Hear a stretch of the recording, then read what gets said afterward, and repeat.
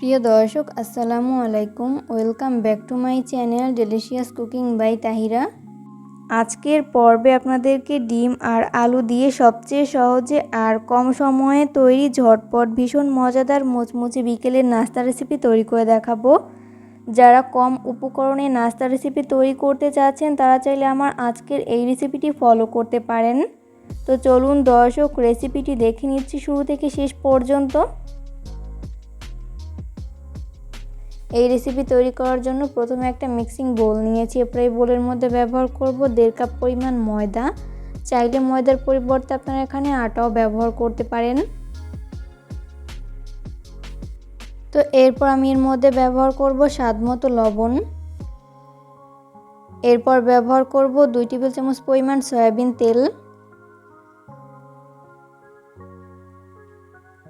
এরপর এই সমস্ত উপকরণগুলোকে হাতের সাহায্যে খুব ভালো করে মিশিয়ে নিব।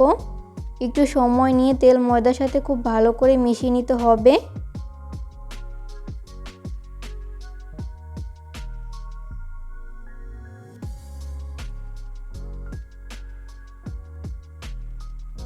তো মেশাতে মেশাতে একটা পর্যায়ে দেখা যাবে যে এই মিশ্রণটি মুঠো করলে দলা পেকে আসছে আর চাপ দিলে ভেঙে যাচ্ছে। ওই পর্যায়ে বুঝতে হবে এখানে তেলের পরিমাণ ঠিক আছে। এরপর আমি এর মধ্যে অল্প অল্প করে নর্মাল তাপমাত্রার পানি অ্যাড করে পারফেক্ট একটা ডো তৈরি করে নিব।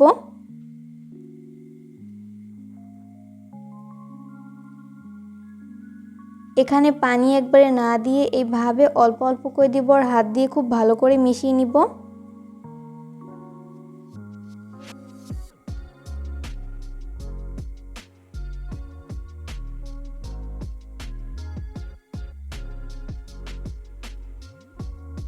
তো মেশাতে মেশাতে এরকম পারফেক্ট একটা ডো তৈরি করে নেওয়া হয়েছে। আর এই ডোটি তৈরি করতে আমার এখানে হাফ কাপের মতো পানি লেগেছে, আপনাদের কম বা বেশি লাগতে পারে। এরপর ঢাকনা লাগিয়ে আমি 15 মিনিটের জন্য রেস্টে রেখে দিব। এরই মাঝেই মিশ্রণটি পুরোপুরি সেট হয়ে যাবে। তো এরপর এটাকে একটা সাইডে রেখে দিচ্ছি। অন্যদিকে আমি এখানে 3টা সিদ্ধ আলু নিয়েছি। এরপরে আলুগুলোকে একটা গ্রেটারের সাহায্যে এইভাবে গ্রেট করে নিচ্ছি। আপনারা চাইলে পটেটো ম্যাশার দিয়েও ম্যাশ করে নিতে পারেন।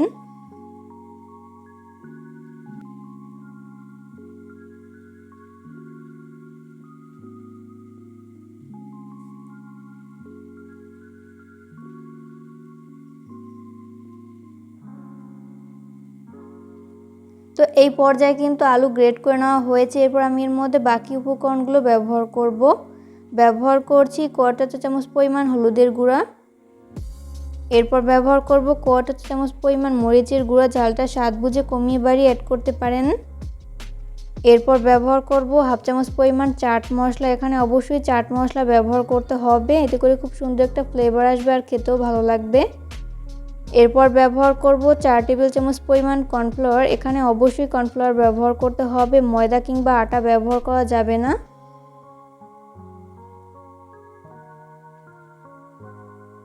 সবশেষে ব্যবহার করব স্বাদমতো লবণ। এরপর এই সমস্ত উপকরণগুলোকে হাতের সাহায্যে খুব ভালো করে মিশিয়ে নিব।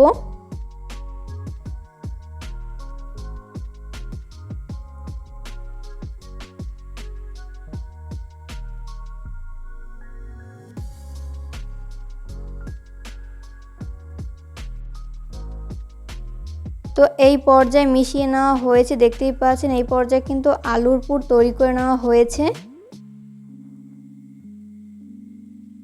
এরপর এটাকে একটা সাইডে রেখে দিচ্ছি। অন্যদিকে 15 মিনিট হয়ে গেছে। এরপর ঢাকনা উঠিয়ে নিচ্ছি। এরপর এই ময়দার মিশ্রণটিকে আমি আরও কিছুক্ষণের জন্য মথে নিচ্ছি।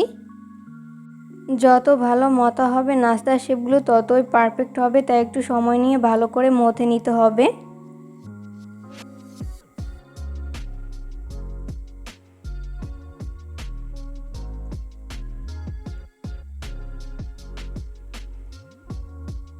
তো এই পর্যায়ে মথে নেওয়া হয়েছে। এরপর এই মিশ্রণটিকে আমি বেলে নিব আর বেলার সুবিধার্থে বোর্ডে সামান্য পরিমাণ ময়দা ছড়িয়ে দিলাম। এরপর ওখান থেকে ডো নিয়ে হাত দিয়ে এভাবে একটু প্রেস করে নিচ্ছি।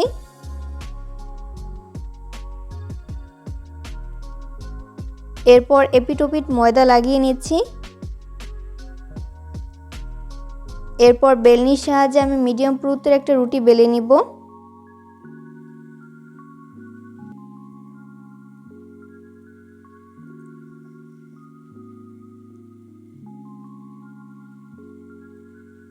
তো এই পর্যায়ে মিডিয়াম পুরুত্বের একটা রুটি বেলে নেওয়া হয়েছে। এরপর আমি এর মধ্যে আগে থেকে তৈরি করে রাখা আলুর পুর এইভাবে চারপাশে ছড়িয়ে দিচ্ছি।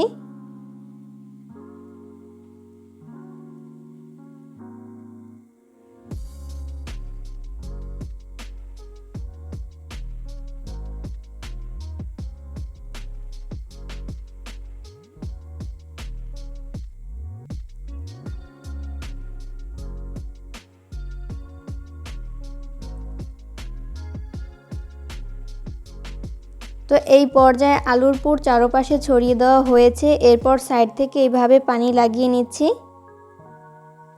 এতে করে সিল করতে সুবিধা হবে আর ভাজার সময় আলুর পুর বের হয়ে যাবে না।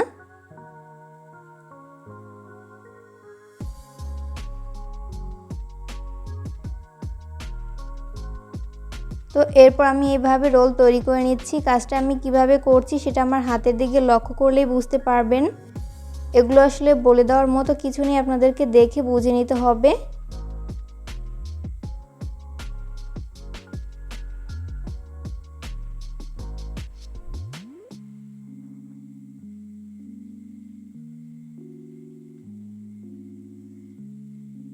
তো এই পর্যায়ে রোল তৈরি করে নেওয়া হয়েছে। এরপর যেই কটা নাস্তা তৈরি করে নিব ওইভাবে ছুরির সাহায্যে ভাগ করে নিচ্ছি।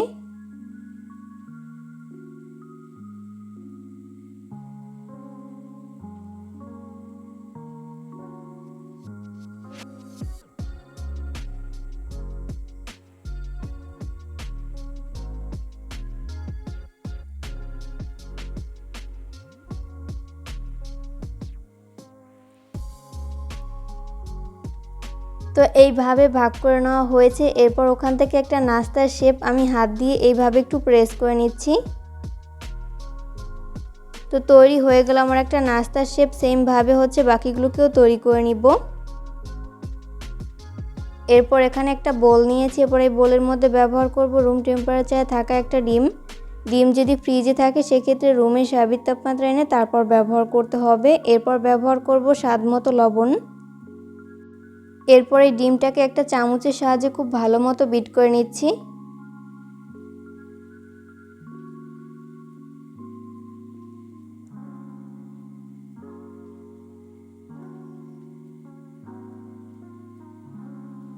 তো এই পর্যায়ে ডিম ভালো মতো বিট করে নেওয়া হয়েছে। এরপর আগে থেকে তৈরি করে রাখা একটা নাস্তার শেপ এই ডিমের ব্যাটারের মধ্যে খুব ভালো মতো কোট করে নিচ্ছি।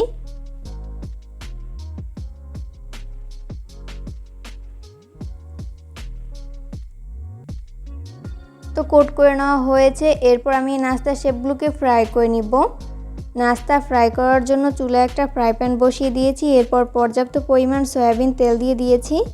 তেল যখন মিডিয়াম আঁচে গরম হবে ওই পর্যায়ে আমি এর মধ্যে একটি একটি করে নাস্তার শেপ দিয়ে দিচ্ছি।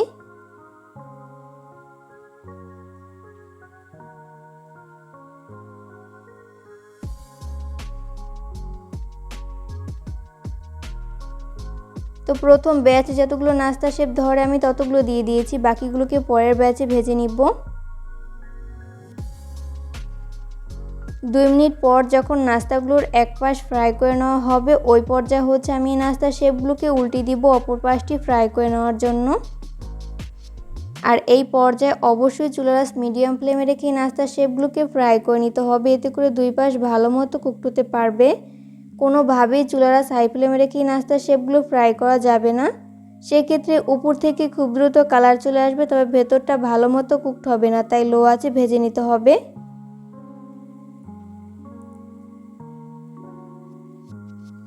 উল্টে পাল্টে নাস্তার শেপগুলো যখন দুই পাশ গোল্ডেন ব্রাউন কালার করে ভেজে নেওয়া হবে ওই পর্যায়ে আমি নাস্তার শেপগুলোকে তেল ঝরিয়ে তেল থেকে উঠিয়ে নিব।